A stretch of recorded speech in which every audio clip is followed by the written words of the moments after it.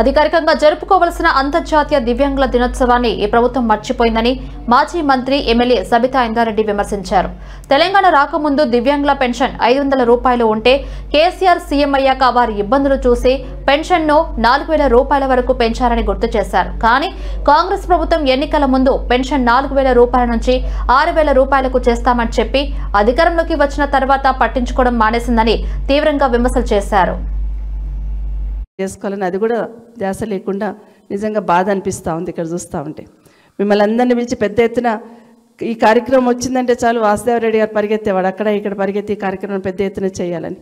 ఒకరోజైతే కేటీఆర్ గారు వారి బర్త్డే రోజు మన హైదరాబాద్లో ఒక పెద్ద మీటింగ్ పెట్టి మా దివ్యాంగ సోదరులకు పెద్ద ఎత్తున వెహికల్స్ అన్నీ కూడా ఇచ్చున్నారు. ఒక మంచి వెహికల్స్ తీసుకొచ్చి దాంట్లో ఆ రోజు మీ అందరు సంతోషం చూస్తూ ఉంటే ఆ వెహికల్ తీసుకొని చూస్తూ ఉంటే చాలా సంతోషం అనిపించింది.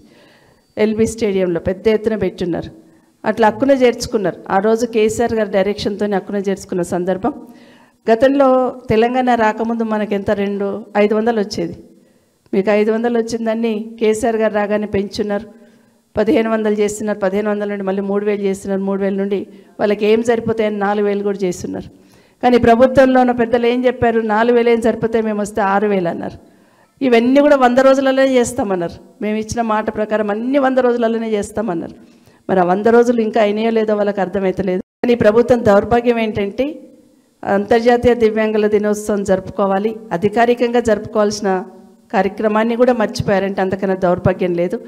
ఈ రాష్ట్ర ముఖ్యమంత్రికి సోయలేదు, ఈ రాష్ట్రం మంత్రివర్గానికి